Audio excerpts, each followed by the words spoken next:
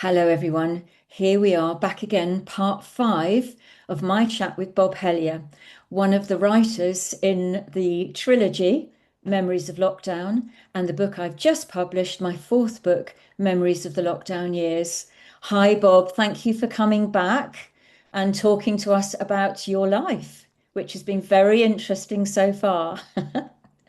Um, I think I'm right in saying that we ended part four with the arrival of lockdown, with the arrival of COVID, with the arrival of COVID, which led into the first lockdown pretty much across the world, but it was affecting us in the UK, where I was at that time, and in Spain. So COVID arrived, which affected our business in Spain hugely, had a huge impact, and our everyday lives. I was in England visiting my father every day. I was then told that I couldn't. So I flew back to Spain and spent the first lockdown in Spain with you and Joe. And I'm going to let you tell us about the restrictions in Spain at that time, how serious they were, and the impact they made on our business in Spain and on our everyday lives. Over to you. Well, it certainly wasn't easy, that's for sure. Mhm. The news was all doom and gloom, but in actual reality, we didn't come across anyone who'd had any particular problems and things like that. Um, the news was all um, everyone's dying, or the restrictions will put an end to this, but of course it didn't. Um, it just seemed to me, it just seemed like another flu. Uh, let it run its course, and it'll be over and done with within a month. Mhm. But of course, we know what happened. They decided to put all these restrictions in, ridiculous things like you can only walk outside if you had a dog to walk. Even then, you could only walk within a kilometre of your house. People were borrowing dogs Mm. from other people so that they had an excuse to go out for a walk. Yeah. One, you were allowed to go shopping, one person at a time, and once a week. Um, Yeah. they almost stopped you and wanted to look at your receipt to make sure that you're not going there.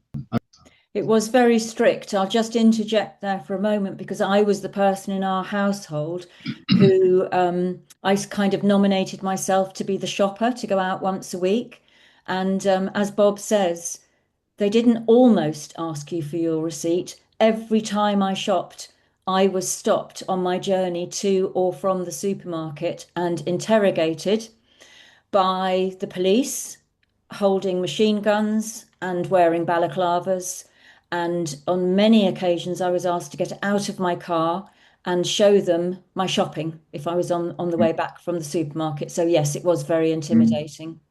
Yeah, mm. sorry, back to you. And you had to wear rubber gloves when you went into the supermarket Yeah, after cleaning your hands with that horrible alcohol stuff. yeah, If you were walking around the store without a mask on, then people would glare at you, and the staff would say, "Put your mask on, put your mask on," um, which was ridiculous. I mean, I've got a breathing problem, and without, I could have gone to the doctors and said, "Look, I've got a breathing problem. Can I have a piece of paper that shows that I'm allowed to not wear a mask?" Uh, I didn't, but it was horrible. It was yeah, horrible. yeah, Little absolutely. footprints on the ground, so that you had to follow the footprints, so that you didn't dare bump into anyone or even Yeah, cross their paths. yeah, Yeah, yeah. ridiculous, And ridiculous. Bob, what did it mean to your business? Well, there were driving restrictions as well, but the main thing was that because of the restrictions, IKEA had closed their store. Um, I think we've already mentioned the business that we were in, buying IKEA furniture and delivering and assembling. They shut the store, so a huge amount of um, our business was curtailed because we couldn't actually go and do the shopping. Mm. We did discover after a while that IKEA were delivering to people, so we could still continue with the assembly work, but a huge amount of our business was lost purely because the store wasn't open. Yeah. Being personal shoppers is literally what we do. We went to the shop Mm. and did all the shopping ourselves. Yeah. So that was difficult. But luckily, yes, we were allowed to go and assemble people's furniture as long as we were wearing masks or space suits or any of those other stupid things they came up with. Yeah. How on earth they expected us to not go closer to anyone than 2 feet, 2 meters. I don't know. It's just No, I know. It was yeah, it was very restricting. So as a family, we made some big decisions, didn't we? With you, me, and our two adult children, we made some big decisions. yeah, we did. Yeah, it seemed like although it was wonderful living there, the restrictions and the militaristic um, backlash to the COVID thing was too much to bear. Really, it just spoilt the whole thing, and it was time to we made a decision that we had to sell the house, sell the business, and move back to the UK, which of course we did in the end, but um, it took a couple of years. Yeah. So just going back on that, there we were in the first lockdown in Spain, and we'd decided it had sort of slipped back into Franco times, really. And Mm, we weren't happy and felt that we really felt we needed to get back to our home country, I think. We didn't feel mm, it was going to sort out anytime soon. And as Bob said, we decided to sell and leave Spain. And it was a very difficult decision for us to make. Um, I then left with my daughter and grandchildren in the June of 2020. I left in that first lockdown. mm.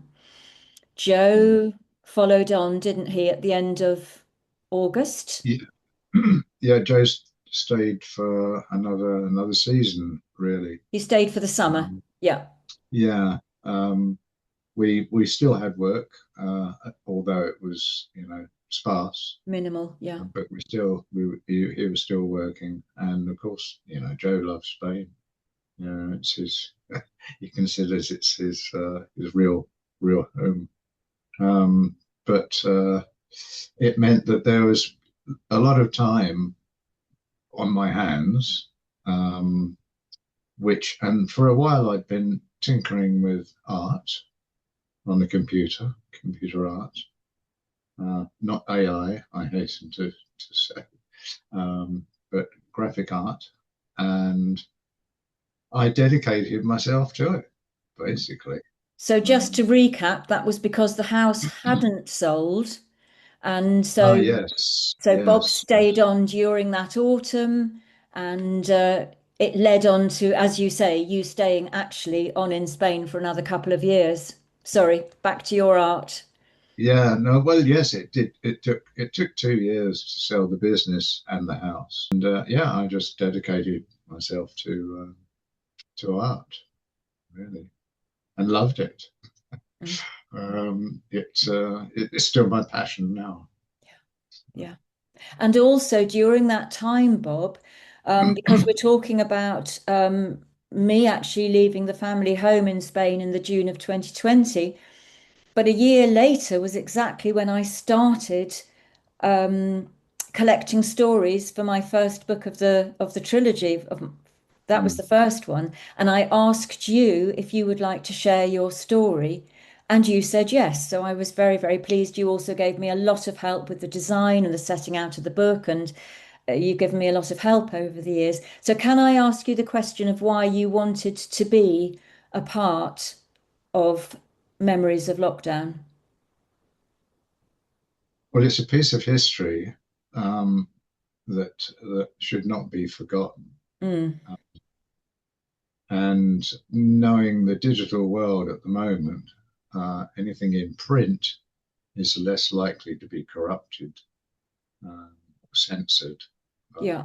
so it's important that this is written down and people's opinions. I mean, there are two sides to the story always, and it's very interesting to find out how people reacted.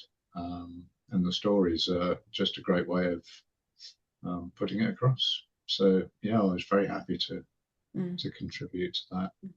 No, that was great. And then of course my second book was just a year later. So you continued your story in book two before you finally came back to England at the end of November 2022. Yeah, yeah. We'd you and I had spent far too long apart, 2 years apart, and we'd sort of got into our own lives Mm, really.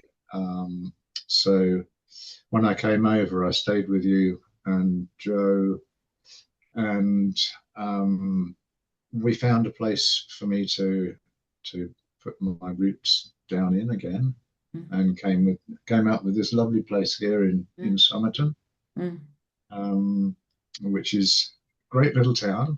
It used to be the capital of the old Wessex. Not that you'd ever think it was the capital of anywhere. It's a tiny, tiny town by a lot of standards. But it's great. Everything I can walk everywhere, yeah. um, to anything that I need. It might take me a while, but it's very, very convenient. Mm, Um, and I've got a lovely little house with a spare bedroom, which I've turned into my studio, yeah. um, and a lot of making, if you like. I And think that's another chapter, Bob. I think we're probably going into that next. Yes. I think that's another chapter. Yeah. So just, recapping on this one by the end of our talk today is you coming back to England at the end of November 22, staying with me and Joe until spring 23, and then finding your lovely home and getting into all the wonderful creative things that you've done since then and the lovely people that you've met. So shall we talk about that next time? Yes, that would be very nice. Yeah. All right. Okay. Thank you and see you again soon. Bye. Bye.